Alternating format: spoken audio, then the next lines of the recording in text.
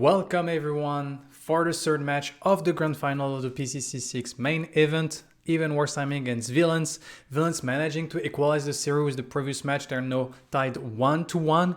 But this match is the only time we have gotten to see FaZe in the whole tournament. And to be fair, that was such a masterful draft pick at the end of that draft from the side of Even Worse Timing. Like when they picked it, I think it was their last pick, everyone was like, wow, it makes so much sense, but everyone forgot about it. And you're gonna see that this FaZe pick was definitely cooking. We are now entering game 3 of the grand final. Villains managing to win the previous match, so they are now tied 1-1. So it's still like anyone's final so far. And now we're looking on the downside, the side of Even Worse Timing against Villains on the Dusk side. Here in terms of composition, as we can see immediately, we can see that this time it's Shin on the Oyster and Bry managed to get his signature pick, Iggy and Scorch. And here we have like, oh yeah, I remember that game when I casted it on the desk, and I loved what Even Worse Timing has done. Is basically they kind of completely bamboozle the side of Villains in terms of draft by picking the FaZe last pick. And the FaZe here like is absolutely like a godlike pick. Like you do have like this means that this Rictor jungle is absolutely like amazing because you do have setup for the side of the Zarus with the barricade. You have the landmine on mid lane with the Oyster, and of course you have the energy lens with the FaZe, which guarantees like a very easy hook. And that's also like a combo you can do in the later stage of the game. It's absolutely insane. That means like, and that was something that Even Worse Timing was doing a lot in PCC 4 back when Vecron was a support and Ray was in the jungle, if I'm not mistaken. And it's actually like very strong. And on top of that, this FaZe, like this telekinetic link offering like 10% like more damage to either a Twin Blast or Howitzer is super duper strong. And so this team, like if they start to get rolling, it's gonna be very hard to stop. On the other side, we do have like kind of like very similar, like Villains just drafted what they wanted with Happy Picker trying to go for the Calorie, which is kind of like the old pick that can maybe make something happen because this Calorie, if she gets ahead, can delete the Twin Blast, the FaZe and the Howitzer very fast. And if that happens, suddenly like the game can be complicated. So I think like this can work out quite nicely, but definitely like on the side of Villains, if they don't get this Calorie going super fast, like this team comp on the side of Even Worse Timing is going to be like quite difficult to actually deal with. But yeah, and we're gonna watch a little bit of FaZe because that's the only time FaZe got picked in that tournament. And so that should be like interesting to watch. But of course, if there is some action somewhere else on the map, we're gonna jump to that. To be fair here, like if they manage to get this dual lane rolling, and with like a Narvash Drongo, like you can't stop this FaZe from like getting the energy lens because yeah, you have Thunk, yeah, you have Gat Grenade, but you can energy lens from like further away from those two abilities that can actually hit. And that means that the Rictor, when import step up here, that's like a guaranteed hook, and so a guaranteed flash. And here we can see energy lens with Vortex Grenade poke, like an Aether, taking 25% of his life. And Happy Picker saying that they weren't expecting the FaZe, and I have to admit, myself on the desk, I was like not expecting the FaZe. It didn't even cross my mind, but when they picked it, I was like, but it makes so much sense in that situation, and it's actually like unbelievably strong. And so that was like very well played here on the side of Even Worse Timing. Now let's see if it kind of worked out, because if they don't get ahead and stuff, like it can become like a little bit dicey, because like we said, like 3 squish we pick for a Calorie. They still have the Rictor though to peel against a Calorie, and I feel like Rictor is one of the best characters to peel for a Calorie because Hook plus Cure are very strong ability to react very fast to a Calorie that is coming to your backline. And here you can see like exactly what we were saying, like Ray is just like energizing on cooldown, just a Vortex Grenade, and the poke is absolutely insane. Like Toasty and Lakenator are completely forced back, they can't really like do anything about it, and it's just like thankfully they do have the sustain from the Narvash. But yeah.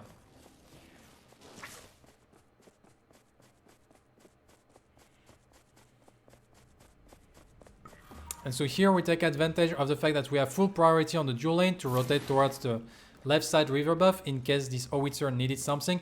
And this rotation free Rictor to be able to go for a full clear and not having to be present on this river buff.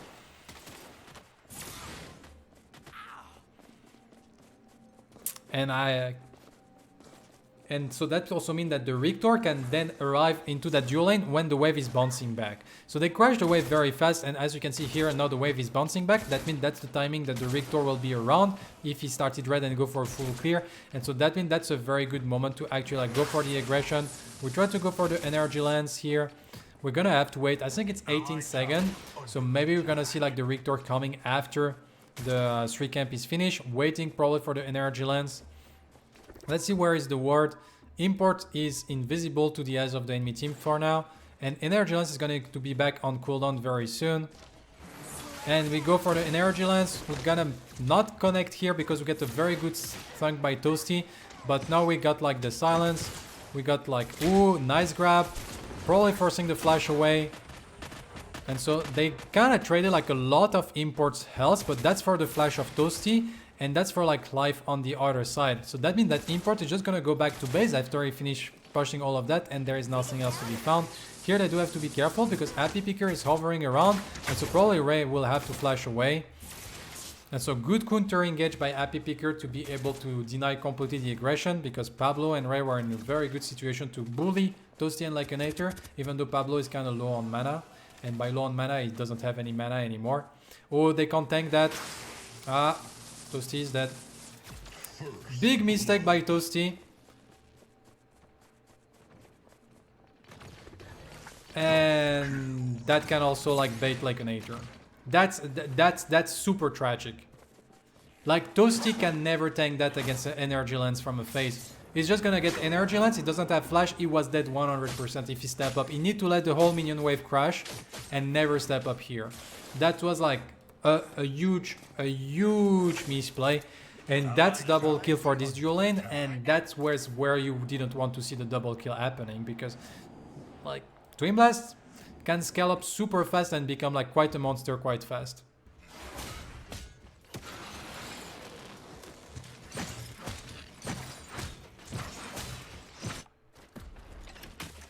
But yeah, I'm quite surprised Toasty just trying like to freeze that in the face of phase. Maybe he's not used to the range of the energy lance and got surprised, but that was like a big blunder.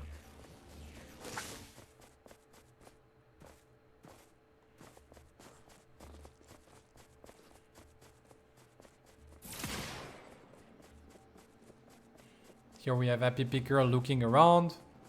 He's getting invisible, but we just get the pull. Probably Ray and Pablo had a read on it, since they were just like backing off.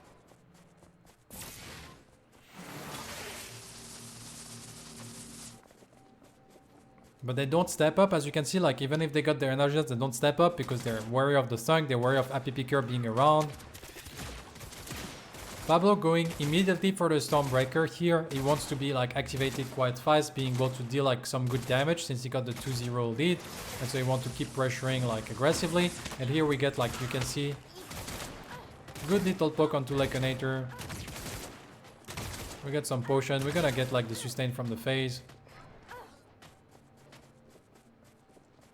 And we keep like one minion alive. So that way we can actually like keep the wave very close to our tower and not be exposed to our Kallari while import is actually going around. And look at what import is doing. So we're gonna like watch a little bit, but import is trying to dodge the ward. As you can see, he's dewarding here, but he probably knows that there is a ward behind that fog wall, and so he go around. And that's very, very, very smart. I know he's arriving behind. They know that the Navash doesn't have flash. So that's gonna be another free kill. They offer the free kill to Pablo. And that free kill is just simply because like import go for the right passing behind the ward. And of course we're maxing the energy lens first because that's what you want to have like most regularly. That's how you can bully people. Like the energy lens is pretty strong early game.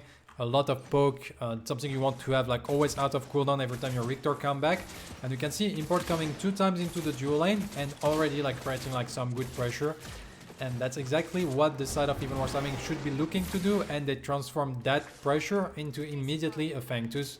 Even sacrificing a little bit of the jungle on the red side, but to get like a Fangtus and Pablo that far ahead, and being able like to keep applying pressure on the Narbash, because like to be fair, a Narbash that starts to fall behind is super duper squishy and super easy to keep bullying. And here we have the Stormbreaker already finished at 8 minutes into the game. It's like super early, and so like Pablo is gonna scale fast, and that's not gonna be fun for villains.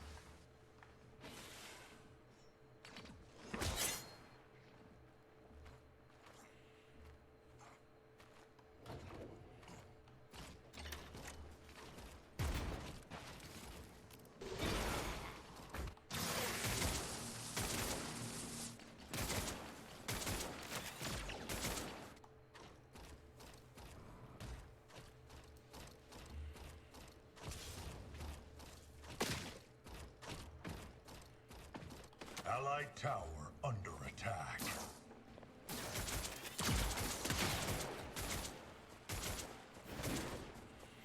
And so for now we keep like farming a little bit. We finally get the level 6 on the Rictor, the Cavalry as well. Probably gonna maybe like see something happening somewhere from it. Pablo is just like, you can see like the damage from Pablo. I think Toasty wasn't expecting that, but yeah, like as Narbash, you're very squishy if the enemy carry like start to get ahead. Like your base stats are absolutely like horrendous. And so like, yeah, you have like a good sustain. You're very hard to go onto because you have the March plus the Thunk. But in terms of like burst, like you just like disappear super fast.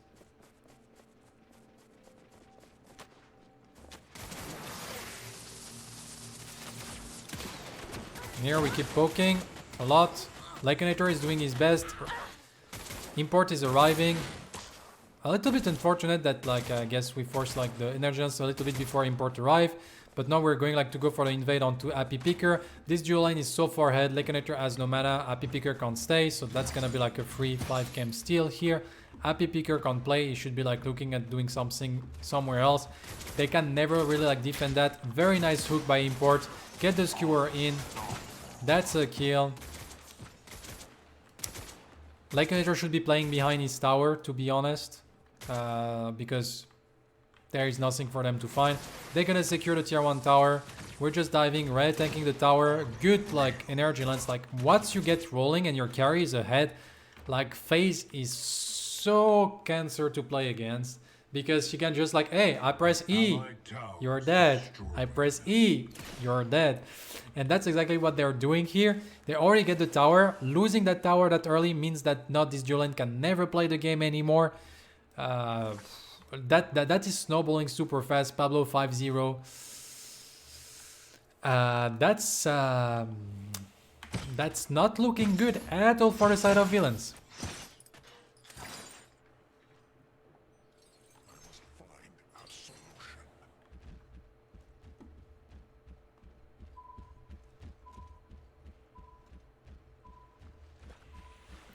So here we have the team like going for the force around like the mini prime. They push the tower super far ahead.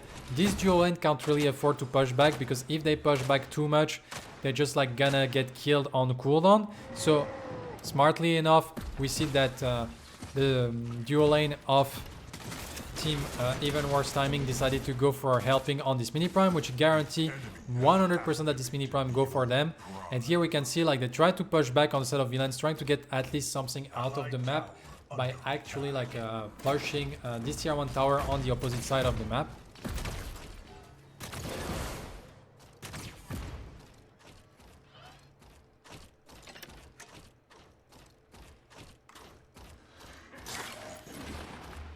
And so here we have Happy Picker that was rotating. They unfortunately did not manage to secure the tower before the dual lane is coming back to their wave. And so we do have like Pablo arriving. Toasty looking for maybe something, but I don't think you want to fight there. They try like to find the fight. They get like actually double crash bang boom, but ooh, Ray 1 HP, but getting killed in the end. So they actually like find a pickup on Ray, but the pickup they want is actually onto Pablo. And now we got the rotation from Rai. That's gonna be like a double kill. Sorry, the rotation from Shin, my mistake. And that's a double kill. So true, like you find a carry, but then you try to force something out. but then like they're still too far ahead. Fengtus is respawning, 2 people are dead, Kalari has no mana, they can't contest that, and that's gonna be like the second Fengtus of the game, because on top of that we have the mini prime on import.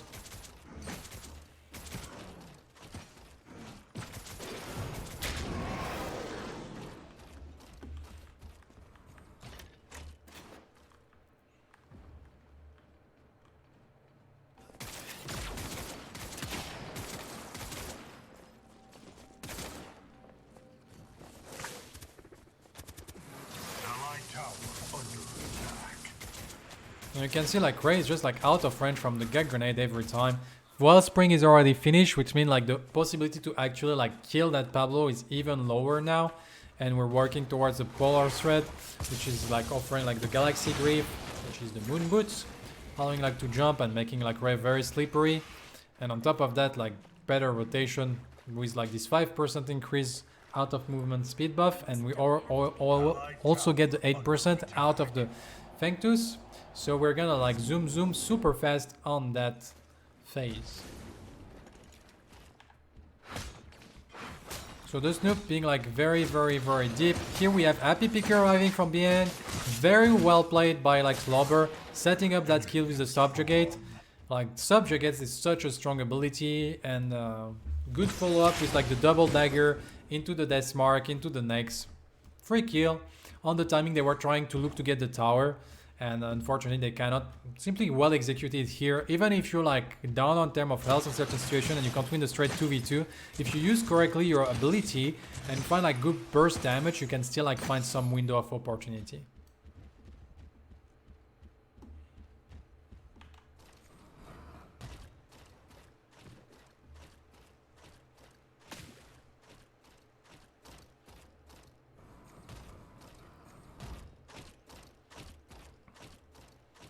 So I guess here we're kind of waiting for like objective to respawn. The dual lane on the side of Team Villains is not playing anymore, but because they simply can't. So like they're just trying to survive as long as they can. As you can see, like it's a full item down. It's a lot. Not gonna lie, the full item down is a lot. And so we're gonna try to rotate, apply pressure on other lane, trying to get maybe the other tier 1 tower. Pablo and Ray like going up, maybe trying to find like some aggression onto Bry. While Shin is actually like hiding a little bit, but the minions are going to see him.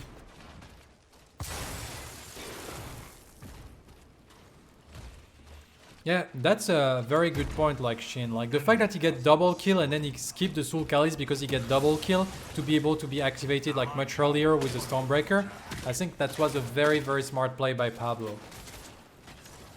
And that's like one of the reasons, like, I guess, like, it's like, he's completely unstoppable from there. And this is what we were like talking like a little bit earlier in the previous match, to actually like adapt your build of like what your team need at and how like the game is going.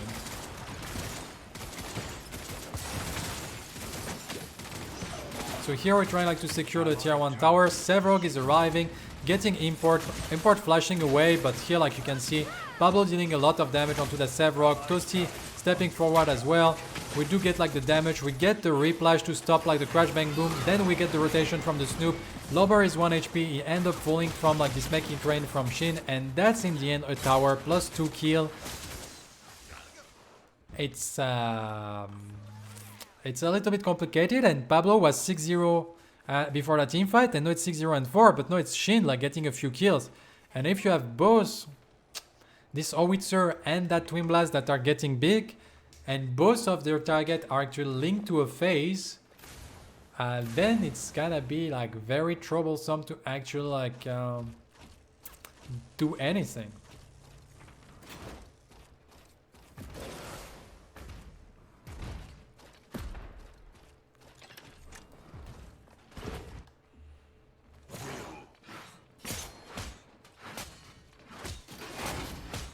But yeah, like I guess like the only shot they kind of have is trying to find like a colossal blow on the phase, and then they need to get like, once the phase is done, they kind of find an entry onto Pablo. But if Shin start to get big, that means that they have to find a kill on phase, on Pablo, on Shin. Like it's too much, so they have to like kind of turn the tide around. Like this next Fengtus which is the third one of the game. Like, they need to find something on the side of villains out of this next Fangtus, otherwise, like, it's almost game over. But as you can see, like, they're so far ahead that they can send, like, the dual lane towards the Primal, the Mini Prime, sorry, and they secure the Mini Prime before the Fangtus respawn. So now you have to fight. Lobber has to abandon his wave. He has to come to try to make something happen. They can't afford to let that triple Fangtus, and they kind of have to go for it. But, like, it's not the plan on the side of villains. It seems that they're gonna accept to lose the triple Fangtus. Against triple Fangtus, it's gonna be like so hard to come back. And but at the same time, like, if you go for this Fangtus and you don't manage to make something happen, like, the game is even like more cursed. But to be fair, I think that's the moment that if you don't go for it, you're just gonna enter like a position that you're in a lose-less situation. You're not in a situation that you can actually like win the game anymore if you don't go for that contest on triple Fangtus and you try to find like a good team fight. But it's so hard to find damage because like your Drongo is not really well into the game, so you don't really have burst potential to kill people. Like, you need to find like a very good, and then you have like the Iggy and Scorch, but Iggy and Scorch, it's mainly like about like poke damage. Which can be okay, but in this situation, like, they're so fast that you can't afford to poke damage. So it's not like easy to execute at all, but at the same time, you kind of have to try to go and try to see like, how do we use our CC? We have Inferno, we have Colossal Blow, we have some displacement option. How do we kind of use all our flashes to get like something out of that fight, trying to find a kill onto the backline, and suddenly maybe we come back into the game, getting the shutdown on Shin, getting the shutdown on Pablo, and suddenly we can maybe play the game.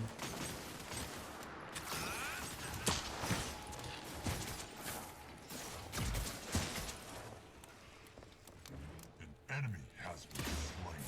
So here we're keeping like the pressure up. We do find a kill on the Snoop on the other side of the map, but that means that we're gonna lose this tier 2 tower here in that situation. And that also means that like the Opram is gonna spawn in like 8 seconds, and if they want, they can absolutely like run it like already. And so they have to be careful.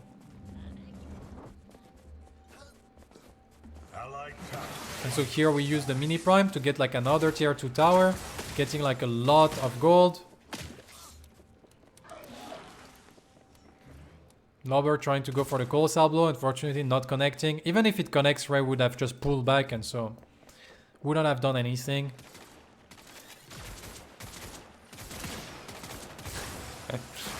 And Gak with the classical huge when an ultimate is whiffed. And here we're gonna go reset. There is a lot of gold to be spent. So we see that Ray is going back. He finished the Galaxy Greave. Working towards the second item could be a Dynamo with a Violet Brooch plus Steel Main. And I guess like the side of Even Worse Timing is now looking, having their eyes on the prize that is like the Ore Prime, and trying to kind of close that game pretty cleanly to be like a game up in that grand final and almost like getting at match point. So you can see everyone is working towards mid and right lane. Nobody cares about like the dual lane, which is like completely normal because they want to look at this Ore Prime. Trying to keep like a position quite high on the map, so maybe they can catch a little bit some people from the side of team villains. And also like here, since they're so far ahead, like so many teams will say like, oh, we're so far ahead, they're gonna go for the Ore Prime immediately. But that's a mistake. If you're so far ahead, like don't offer like an opportunity of the enemy team to engage you when you're actually fighting the Ore Prime.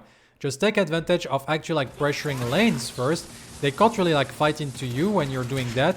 You can just go like for this energy lance reflash combo, as we can see. And then like you get like more priority. But here, very good rotation by Lobber. That's like one of the things that can be like a little bit risky. Ray gets found out.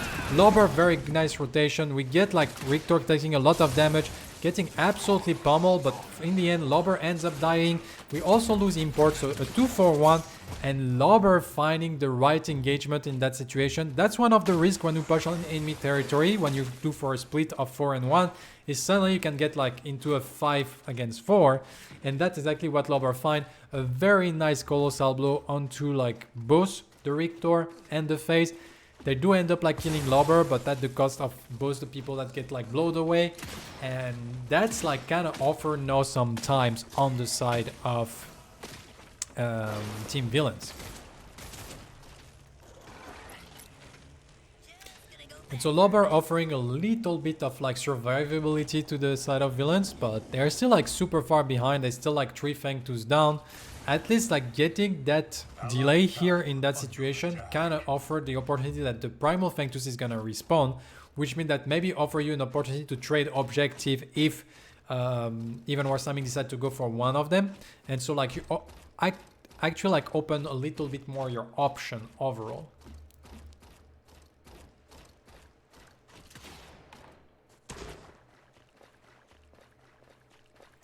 So it's interesting, right? Maxing the Psychic Flare second. Most people max the Link second. Even though the Link here is not like amazing amount of value because it's only like 1% more stat buff. And like pulling more like against that composition, like the pull doesn't like really like happen quite a lot. So I guess the idea is that you max the Psychic Flare for like getting like more disruption with like the vision impairment and also like a little bit more damage.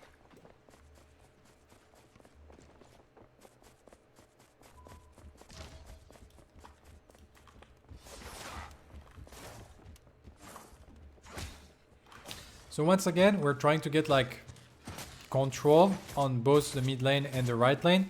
Probably trying like to create like some priority before going for objectives. They do have to be careful of Lobber flanking from behind as usual. Happy Picker trying to find some damage and actually they're getting like a pretty decent poke on Pablo. Ooh, Pablo stepping up, dodging the guillotine by not a lot, and here we're trying to go for the counter engage onto Happy Picker, but good Colossal Blow to stop that. We also get the Crash Bang Boom from Toasty to force the full on disengage, but in the end nobody died on either side, but a lot of ultimate has been expanded on the side of Team Villains. The Guillotine, the Crash Bang Boom, the Colossal Blow, and that's ultimate. They really need to be able to find something, and here you can see immediately we have even Warsaming rotating towards like the Primal. They tried to set up like a little trap. They got like some good damage. They're gonna try to go for the re-engage. The Snoop is walking forward very, very deeply. Import is taking a lot of damage from those turrets, from the Iggy and Scorch. And I like the trap. I just don't like the engage like that quick in my opinion. I think like the trap was like a phenomenal idea that would have worked out very, very well. But I guess they need to not like step up that fast. So we're gonna watch that again and see, I think, what they could have done slightly better. Like the idea of the trap is nice. And here like they don't really have a lot of vision. Problem is like this Link kind of sell it away. But I think like here as Shin, you need to engage probably with the landmine and then you just like destroy Sevrog. Like starting with the slow grenade is not correct. We need to start with the landmine to bring Lobber back to the team and then he's dead. And then we're like actually like super fine. And then like after this choke point, like then you have to chase Lycanators through the choke point. It's actually like very complicated. And so like that's not like very good. So I love the trap. The ability is not correct. Pablo's flashing over the fog wall, I guess. Yeah. So no flash on the Twin Blast. But here, like, I feel like Shin not using the right ability in that situation. The landmine needs to be used first. That would have been a kill on the Sevrog. And suddenly maybe like baiting the rest of the team into fighting. Because if Sevrog gets killed, suddenly they have nothing to fight. And it's probably like a full team wipe into like the Primal Fangtus or R-Prime or winning the game. And this is where like at that level of play, like here, you see like the mistake is simply like using slow grenade instead of landmine as the first ability you use. And that could be like the difference between like having a great play and actually blowing completely a play.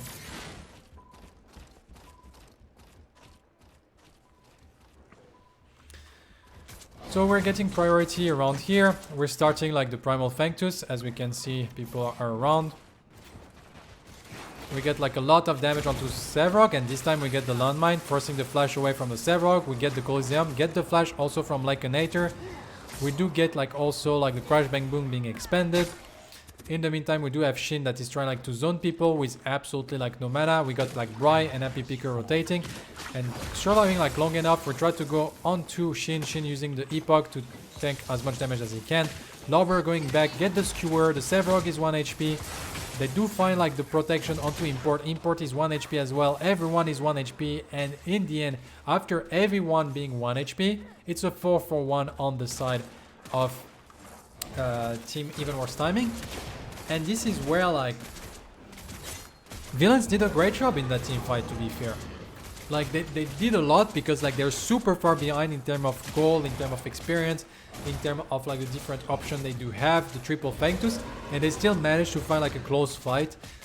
It's a little bit unfortunate that they didn't get more, and now like it's gonna be Primal Fangtus with the All Prime still up on the map with 3 people down, so they're not gonna get like anything else.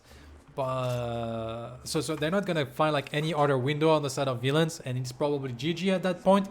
It was the last chance they have to go for a team fight, and that's what they tried to do. But unfortunately, like now, Even Worse Timing can just beeline towards the All Prime.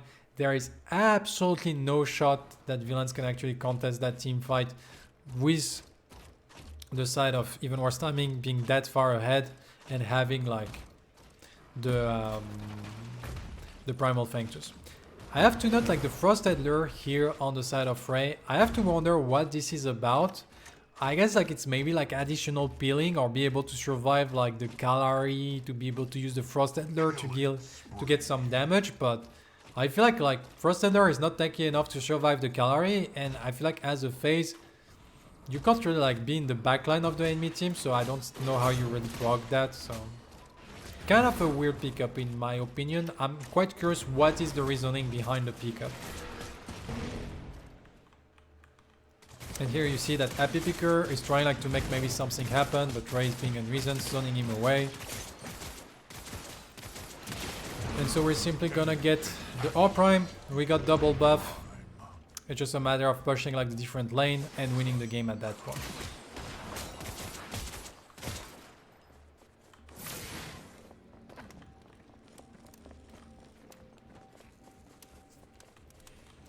Allied tower under attack. An allied tower.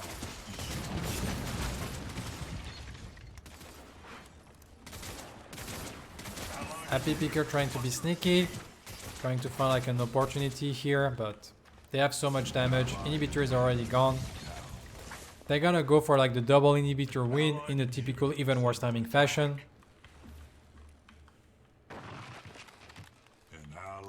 And so they're gonna catch double minion wave. They're gonna get like also catching like the wave on the left. Ooh. Toasty?